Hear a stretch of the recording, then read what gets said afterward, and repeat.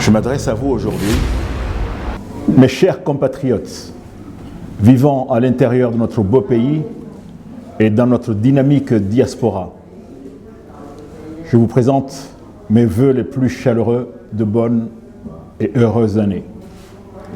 J'aurais aimé me présenter devant vous le visage radieux, souriant et le cœur plein de joie.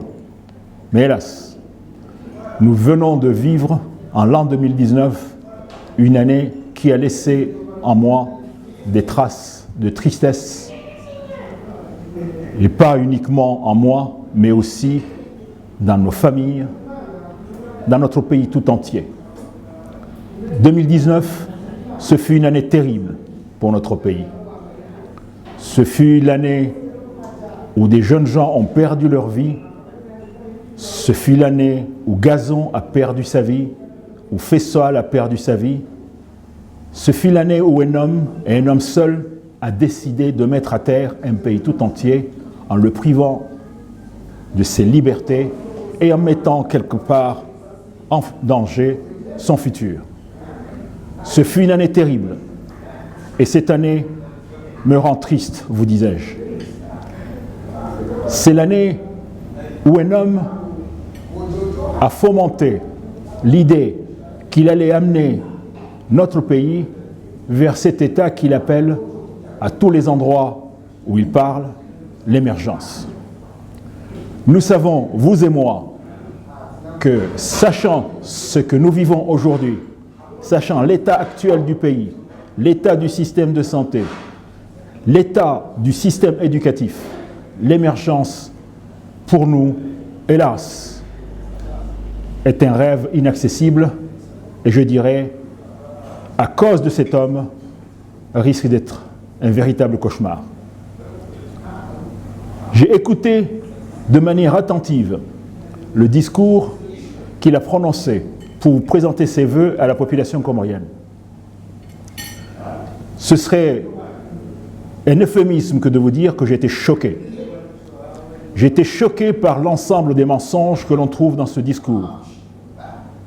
Je vais en égrener un certain nombre. Le premier, et celui qui m'a beaucoup choqué, c'est le fait que cet homme ose dire que dans notre pays, il n'y a pas de dictature. Je vous regarde droit dans les yeux. Vous qui ne pouvez pas manifester, vous qui êtes en prison, je regarde Sambi qui croupit dans une maison privée de liberté. Je regarde Mamadou, je regarde Sidi, je regarde tous ceux qui sont en prison. Je regarde ces femmes qu'on a traînées comme des animaux et embastillées dans des geôles infâmes pendant plus de 48 heures pour des raisons tout à fait inexplicables, uniquement et uniquement seulement parce qu'elles ont osé aller manifester un peu de leur colère. Car de la colère dans mon pays, mesdames et messieurs, mes chers compatriotes, de la colère, c'est ce qui aujourd'hui ronge mon corps. C'est la colère qui ronge la diaspora et qui fait que tous les dimanches, elle manifeste cette colère et dit « Nom de Dieu, il faut absolument que cet homme qui met en danger l'avenir de notre pays s'en aille parce que c'est la seule et unique façon de faire en sorte que nos enfants, nos jeunes gens puissent trouver un avenir. Cet homme est dangereux pour notre pays. Cet homme maléfique est dangereux pour notre pays. Il faut l'arrêter. Il faut que, d'une seule voix, nous lui disions « Sors de là où tu es. Sors de là où tu es et arrête de faire mal à notre pays. » Vous avez écouté le discours de Azali Assoumani, colonel. Il a tendu la main à la diaspora. Est-ce que vous, en tant que responsable de cette diaspora, allez-vous accepter cette main tendue après qu'il vous ait lâchement insulté? Alors, qu'il insulte la diaspora, ce n'est pas la première fois. Qu'il tende une main, pourquoi pas? Mais une main qui est pleine de sang, je ne prends pas cette main-là. Il faut d'abord qu'il lave le sang qu'il a versé. Il faut d'abord que le jugement passe. Il faut d'abord que la justice passe pour que réconciliation puisse se faire. Il ne peut pas tuer impunément des jeunes gens et venir tout d'un coup dire « Venez, je vous tends la main, continuons à faire comme si de rien n'était ». Cela n'est pas possible. Cet homme nous a insultés. Il nous a traités de laveurs de chiottes.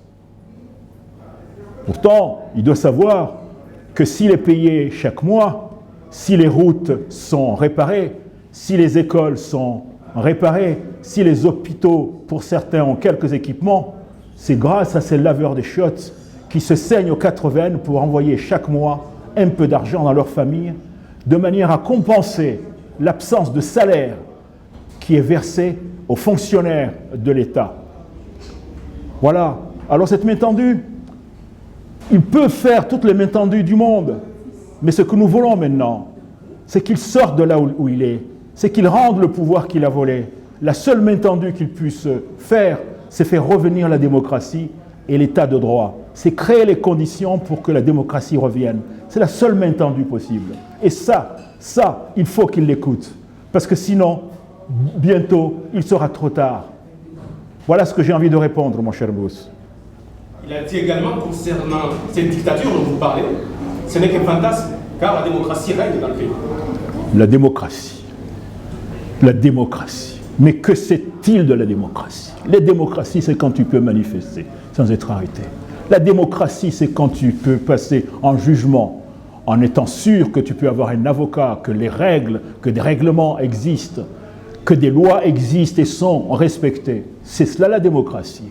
La démocratie, c'est beaucoup plus que des policiers qui peuvent demain taper à ta porte et venir t'amener en prison parce que tu as osé parler de manière dissonante contre le pouvoir d'Azali Assoumani, du colonel putschiste Azali Assoumani. Il appelle ça la démocratie. Cela se voit bien que c'est des militaires qui ne sait pas ce que c'est que la démocratie. La démocratie, c'est la liberté. C'est celle d'entreprendre. C'est celle où on laisse les gens agir, on laisse les gens manifester, on laisse les gens parler. C'est un État où on laisse les contraires s'affirmer. Mais Azali ne sait pas écouter les chants contraires à ses mensonges. Voilà. Alors s'il pense effectivement qu'il y a démocratie, alors qu'il sorte les prisonniers politiques, qu'il les sorte tout de suite, demain, qu'il rétablisse la justice, qu'il rétablisse les institutions, qu'il empêche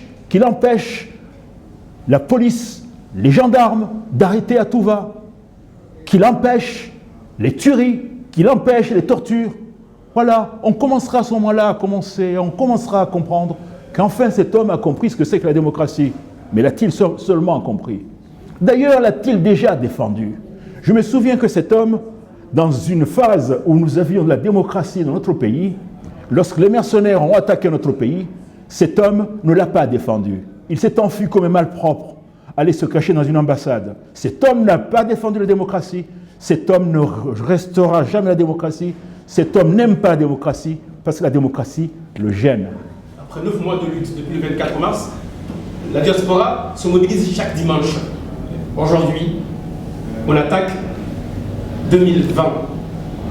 Quel est votre objectif de cette mobilisation et que pouvez-vous dire à tous ceux qui nous écoutent aujourd'hui, après 9 mois de mobilisation, c'est quoi? Nous allons entreprendre une autre marche, mais beaucoup plus décisive celle-là. Nous voulons réveiller ceux qui sont là-bas. Nous voulons maintenant que les hommes et les femmes qui ont commencé à descendre dans les rues, que les jeunes gens, les jeunes filles, que la jeunesse descendent dans les rues, et cela nous allons l'encourager. Nous allons traverser en 2020 une autre étape.